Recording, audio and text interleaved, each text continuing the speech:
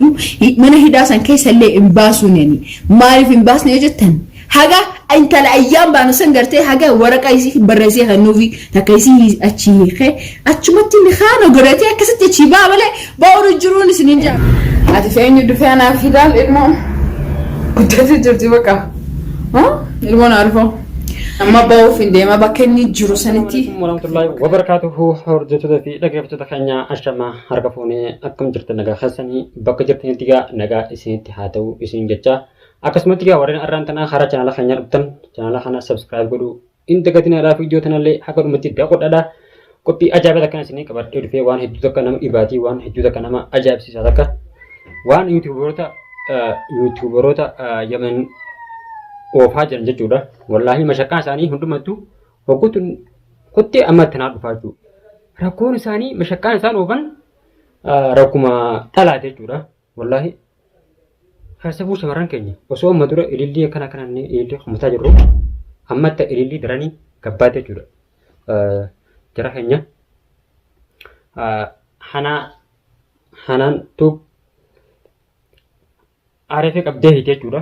Maaliif ilmoo garaana godhattee maali shamarran keenya nama bultii qabu malee nama biraan dhabdanii goye shamarran hunda osoo hin taane shamarran yeman keessa jirtan.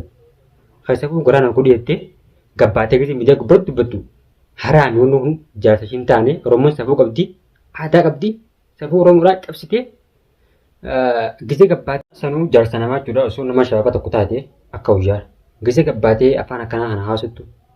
Augustaan durumaa raaftetti waa hedduu asuu jirtu jechuudha. Haala kanaan qabdee hiiti. Araba maallaqa nyaachiftee hiiti jechuudha. Kaddiibtanii jira kan akkamitti gocha kanaa kana hojjeta irratti. Meeshumaan karaa ishiidhaas hin dabarsaa. Dhuma qopheetti jetti nafaan turaan siin jaa. ورحمة الله وبركاته دوتة تافي هو دفتة ما تشارنا هناتو أكم نجا فيادا اللي فينا سنيك أبا الحمد لله دفني عادي فين يدفعنا في دال المهم كنت تجرتي بكا ها المهم عارفه أما باو في ديما بكني جرو سنتي بكفير بكدرجة جراتي فير من يسخس جراتي بربادتين نملي قبي فرديتي جرات نملي كان غارو كاتينا وجي ديمي إسك أبي من هدا يسنقو جرا خنيا وانا كان ديم جرات جرا إنه وتي عند في المون ساد اللي قاعد كدته مني أكنت حاسو جرتي ها حاجة إني المو garaa godhu ishii maal gajjatti jaarsa namaa jechuudha.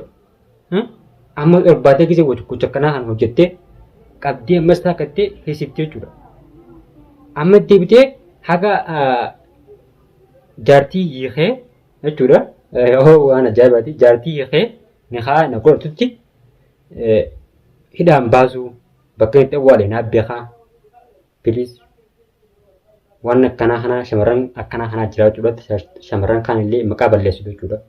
Mucaan kun bultii qaba. Gisee gocha akkanaa kana gad diibdee irratti bareedu.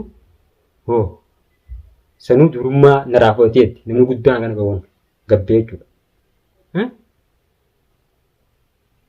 Namni intalli takka tanaamusaan guddatte takka kabajaan guddatte amantii qaama ishirraa qabdu ustee akka fedhe taatee alatti jechuudha haraam hin dalayddu jechuudha haraam hin mantana haraam guddaa kana dalaydee gabbaatee ilmoo isaa guddattee nuti akkana jettu maal fakkaattee mijataa kan jiru. Aarifoo qabsiiseenii askariitti fidee waan haadha hunda akkan gaafadhutti waa hundaa goreetiin isa mana hidhaa niqeetiin dhufee jechaadha. Tamaam sirraan kafaladhaa sirraan maalitaa osoo naan jiru. Osoo waa meeqanaan jiru nuti muu fedha. Milyoon tun akkan jiru turte jechuudha. Haqa hayyam baafadhaa akkan godhe. Duraan maaliif baasawee duraan isaan kun niqaa walirraa qabanii akkamitti haraam dalayda ati intala musliimaa taatee gite gabbaatee akkana garaana godhee qabeetiin hidhaattu ati namarraan dhalanne maatiin dantee maal siin jetti hanaan obboleessa kee maal siin jaa haadha abbaan kee maal siin jenna. Giteeti nama tokko alatti haraam daleettee ammas garaana godhettee gabbaatee waan akkanaa hojjettu. Dhalaa Oromoo hundaa'u maqaa balleessitee jechuudha. Haga inni haraam sirratti dalagu ati haraam maal daleetti duraan? Wanni kun nama bultii qabu tokko bultii walii duguu malee shamarran yeman keessa jiran waan takka hin beekan jechuudha. Please asumaanuu waan akkanaa an dhiisii sirreessii miidhagina akka addatti gootan isiin jaa warreen ifitti dhiyaatan.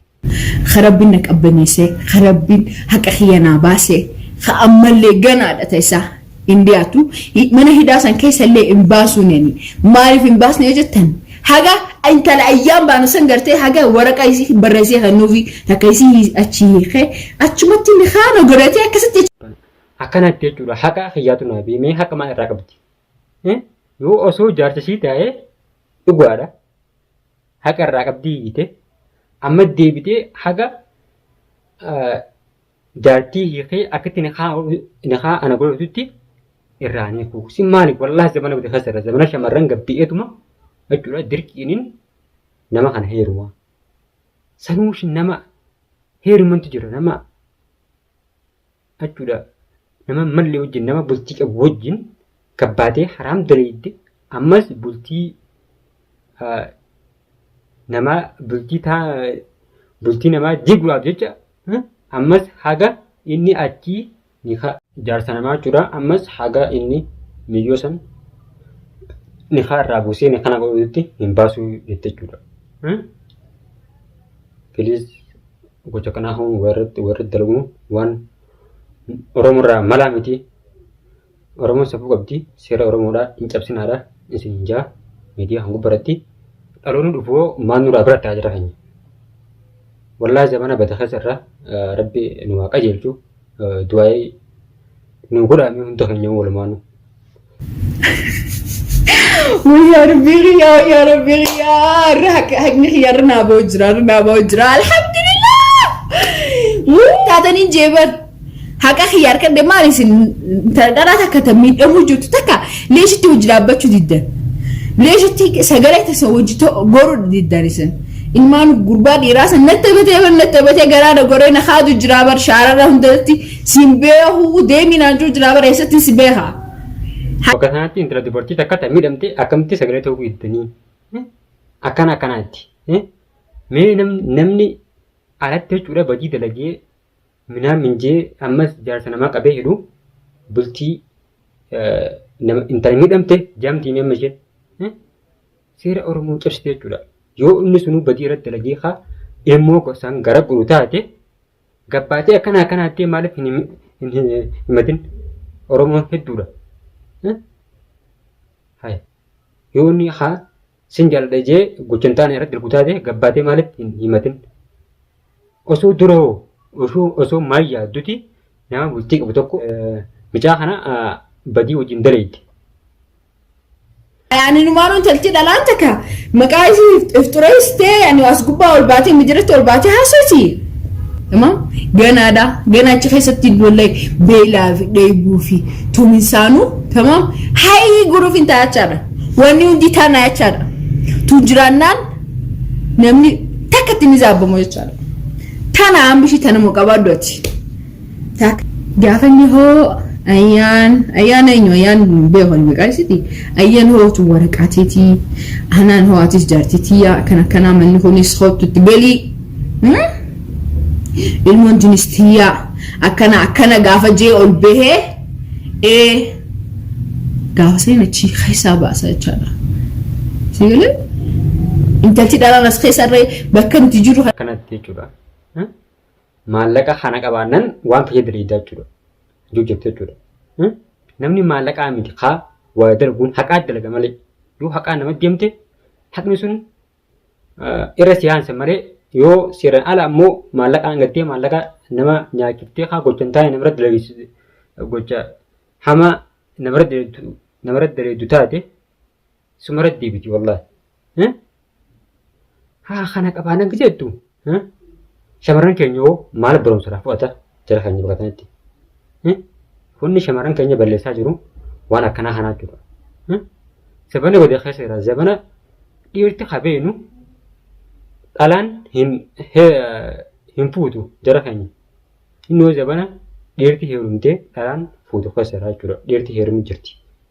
Dhalaan dirqiin gabbaatee dhiira fuudhu jirti.